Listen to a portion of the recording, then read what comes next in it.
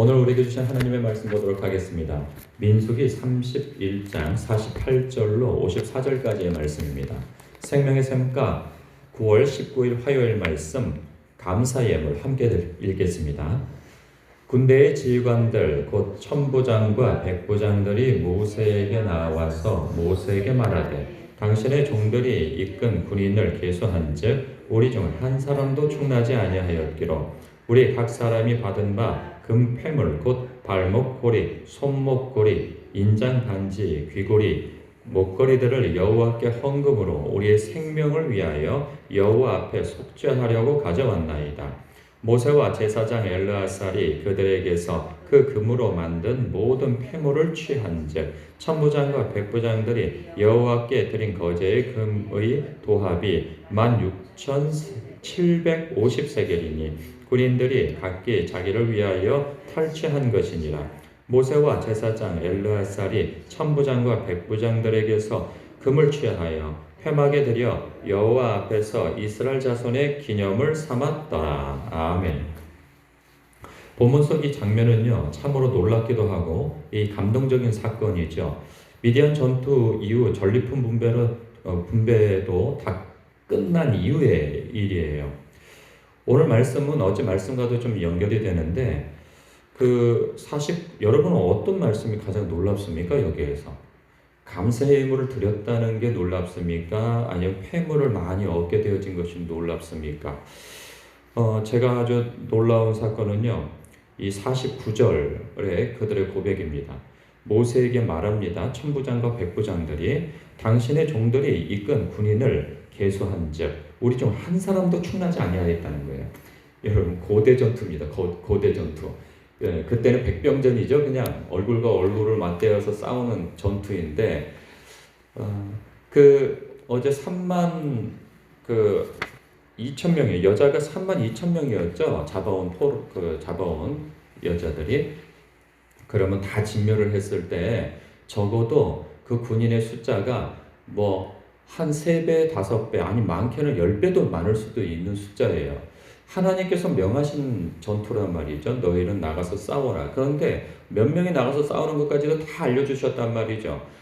각 지파마다 1000명씩 차출해가지고 싸움에 나가라. 이렇게 말씀하셨어요. 그래서 12,000명이 나갔단 말이죠.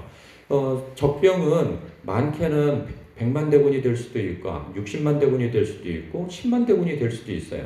그러니까 12,000명 가지고는 싸울 수가 없어요. 그러니까 이 백병전에서 그래도 옛날에는 머릿수가 많이 차지했단 말이죠. 그런데 이렇게 아주 극소한 우리가 볼 때 12,000만 보면 어마어마한 숫자이지만 대적하여 싸울 그 비율로 보면은 거의 20대 1, 50대 1 이렇게 되어질 수도 있단 말이죠. 아니면 100대 1이 될 수도 있는 것입니다. 이러한 엄청난 전투에서 첫 전투예요. 이제 2세대로서는. 근데 하나님의 명령을 받고 나간 거예요. 너무 부담스럽지 않겠어요? 나가는 사람은 차출돼서 나가지만 이거 죽으러 가는 거와 같은 거죠. 2세대 같았으면 1세대 같았으면은 그들은 이렇게 얘기했을 것입니다. 우리를 죽으라고 보내는 것입니까? 어찌 이 숫자 가지고 적들과 싸울 수 있단 말입니까? 차라리 우리가 광야에서 죽었더라면 차라리 애굽으로 돌아가는 것이 낫다. 이러고 또 항변했을지 모르겠어요. 그런데 그들은 나가게 되어졌어요. 나가서 싸우고 돌아왔는데 큰 승리를 취한 것이죠. 근데 그들로서는 어느 때 놀랐냐면 이제 누가 죽었고 누가 부상을 당했나 이것에 이제 계수를 하게 되어질 거 아니겠어요? 그런데 아주 놀라운 결과물이 생겨난 거예요. 한 명도 전사자가 없고 더군다나 부상자도 없는 거예요. 그러니까 한 사람도 상한 사람이 없다는 거예요. 이건 기적인 거죠. 자기들이 싸운 게 아니에요. 이 전투에 대해서 어떻게 그 현장에서 일어났는지는 기록이 없으니까 알 수 없는데 하나님께서 행하신 거죠. 그렇지 않고서 자기들이 나가가지고 하다못해 가다가 어디 그냥 자기가 넘어져서 자빠져서 다칠 수도 있는 문제인데 그렇게 상한 사람조차도 없다는 거예요. 그러니까 이것이 기적이라고밖에 볼 수 없는 거죠. 하나님께서 함께 하셨고 하나님께서 앞서 행하셔서 싸운 전투라고 여길 수밖에 없는 거죠. 그들은 이 부분에 대해서 너무 놀란 거예요. 왜냐하면 앞으로의 전투는 또 계속 남아 있거든요. 이제 가나안 정복 전쟁이 남아 있어요. 그렇게 봤을 때 언제고 그들은 그 전투에서 그 사망할 수 있는 거예요. 전사할 수 있는 거예요. 크게 부상이 볼 수도 있는 거고요. 그런 것을 봤을 때 얼마나 크게 격려가 되어지고 이 사건이, 이 전투의 승리가 얼마나 하나님이 우리와 함께 하시는가에 대한 징표가 되겠어요. 그러니 그들로서는 너무 감격스럽기도 하고 너무 힘이 되기도 하고 그리고 감사한 거죠. 그래서 하나님 앞에 자기들이 취한 그 전리품이 있어요. 그게 뭐냐면 귀걸이, 목걸이 하면서 금으로 되어진 것들 말이죠. 그러니까 천부장과 백부장, 지휘관으로서 마땅히 자기가 취할 권리가 있다고 하는 것들을 그 현장에서 취했단 말이에요. 이것을 하나님 앞에 다 내놓은 거예요. 다 자발적으로. 그래서 이것을 속전으로 삼겠다는 거예요. 그것이 50절에 그러죠. 우리의 생명을 위하여 여호와 앞에 속죄하려고 가져왔나이다. 이 속죄라는 것은 우리가 죄를 지었습니다 라고 말하기 그런 의미라기보다는 우리의 생명을 위하여 속전한다는 거죠. 이것은 뭐냐면 우리의 생명값으로 감사 예물을 드린다는 거예요. 그러니까 이것은 우리가 취할 것이 아닙니다. 이 전투는 우리가 승리한 게 아니고 내가 잘 싸워서 이긴 승리가 아닙니다. 이것은 하나님께서 승리하신 것입니다. 그러니 마땅히 우리의 대장 되시는 하나님께 바치는 것이 마땅합니다. 이런 기특한 생각을 하고 있는 거죠. 그래서 하나님 앞에 바쳤어요. 그것을 흔쾌히 받아 이것은 뭐에다 썼냐면 그 양부터 얘기하고 있네요. 52절에 보니까 도합 16,750세겔이래요. 그러니까 이것을 환산해 보면은 한 190kg 내지는 200kg가 되어지는 금인 거예요. 녹였더니 이것을 갖다가 뭐에다 썼는가? 54절에 보니까 모세와 제사장 엘르아살이 천부장과 백부장들에게서 금을 취하여 회막에 들여 여호와 앞에서 이스라엘 자손의 기념을 삼았더라. 기념을 왜 삼았겠어요? 앞으로 전투가 계속 있을 테니까 이걸 보라는 거죠. 너희들이 하나님 앞에 감사하여 드린 예물로 이것을 만들어내자. 그거 뭔지 모르겠어요. 어떤 걸로 기념 삼아서 기념물을 만들었는지 모르겠는데 하나님께서 함께 하셔서 승리하였다. 그러니 앞으로의 전투에서도 하나님께서 함께 하심을 믿으라. 이 말씀을 하는 거죠. 중요한 건 뭐냐면 하나님께서 명하신 전쟁에서 말이에요. 자기가 뭐 멋대로 나가서 싸우다가 이긴 거 이런 것은 하나님께서 보장하시는 일이 아니고 하나님께서 명하신 일인 거죠. 하나님께서 명하신 일. 우리에게는 어떤 일이 있을까요? 우리의 삶 속에서 일상에서 먼저는 여기까지 우리를 인도하시고 보호하시고 도우시고 또 더 본질적으로 택하셔서 우리를 백성 삼으시고 자녀 삼으신 이 모든 것들이 하나님 아들, 즉 독생자의 공로이지 않겠어요? 하나님의 공로로 우리가 하나님의 백성 되고 먼저는 죄인에서 의인이 되고 의인에서 하나님 백성 되고 하나님의 자녀 되어진 것, 우리가 잘나서 되어진 것이 아닌 거죠. 그러하기에 우리의 생명은 하나님의 것이라고 여기는 그 마음가짐과 태도가 필요한 것이죠. 또한 우리가 살아가면서 여기까지 하나님께서 인도해 오신 하나님의 그 손길에 감사할 줄 아는 마음을 가져야 하고 이제 다음 달, 다다음 달이면은 추수감사절이에요. 우리가 절기로서 지키는데 1년 한 해 동안 하나님께서 우리를 지켜 여기까지 인도해 오셨음을 또 감사할 줄 아는 마음을 가져야 하는 것이죠.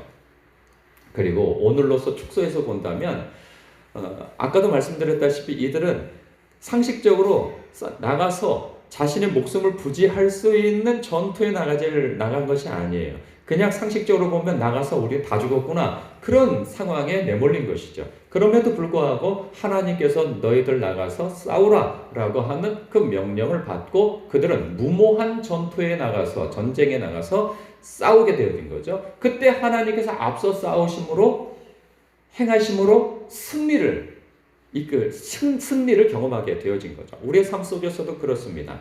우리가 기도하는 가운데 말씀을 읽는 가운데 하나님께서 우리에게 주시는 메시지가 있어요. 너는 이렇게 하라. 그거 자기만 알아요. 자기만. 너는 이렇게 하라. 그것이 어떤 사람과의 묶였던 관계를 풀라는 것일 수도 있고요. 그리고 누구를 용서하라는 그러한 의미가 될 수도 있고요. 누구를 용납하고 사랑하라는 그러한 말씀일 수도 있고요. 영적인 전쟁에서 무엇을 끊으라 하는 그런 말씀일 수도 있어요. 이것이 무엇이 되었던 간에 하나님께서는 각 사람에게 어떤 이거 정말 내가 이걸 할 수 있을까? 라고 하는 평소에는 엄두가 나지 않는 것일 수도 있고 아니면 작은 것일 수도 있어요. 내가 능히 할 수 있는. 그러나 하나님의 말씀에 순종하여서 그 일을 하게 되어지면 그럴 때 하나님께서 그것을 승리하게 뭐라 그러죠? 그것을 영적인 전투에서 승리하게 되어짐으로 인하여서 갖게 되어지는 놀라운 감정이 있다는 거죠. 아, 하나님께서 하셨구나. 이것에 대한 작은 경험들, 승리의 경험들이, 순종의 경험들이 쌓이게 되어지면 우리가 엄두도 내지 못할 그러한 하나님의 명령에도 순종할 수 있게 되어진다는 거죠. 우리는 내가 이렇게 해서 잘 되면 하나님 앞에 이렇게 순종할 거야. 이게 이렇게 되면 저렇게 순종할 거야. 우리 이렇게 생각할 수 있지만 순종은 그렇게 해서 일어나지가 않습니다. 일상의 삶 속에서 늘 하나님 앞에 묻고 여쭙고 그리고 주님께서 어떤 말씀을 주실 때 그 말씀을 실천에 옮겨가는 그 과정 속에서 이전에는 생각도 못할 그러한 하나님의 명령에 우리는 따를 수 있게 되어지는 것이죠. 갑자기 어떻게 되어지는 것이 아니에요. 그것은 신앙의 요행을 바라는 것이죠. 우리의 일상의 삶 속에서 작은 승리가 필요합니다. 그것은 곧 오늘도 하나님께서 너는 이렇게 해보거라 하면 그것이 좀 무모해 보인다 할지라도 어떤 때는 좀 이상해 보인다 할지라도 해보는 거예요. 그래서 하나님께서 이런 이유 때문에 이렇게 하라고 하셨구나. 그러니까 이 사람들이 나중에 그걸 느끼잖아요. 우와, 우리가 이 전투 이후에 개설해 보니까 한 사람도 상한 사람이 없습니다.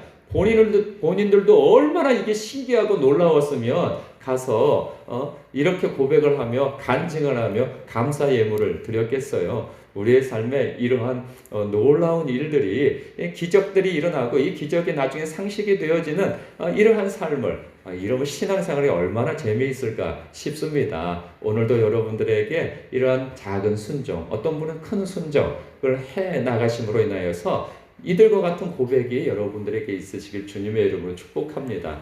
기도하겠습니다.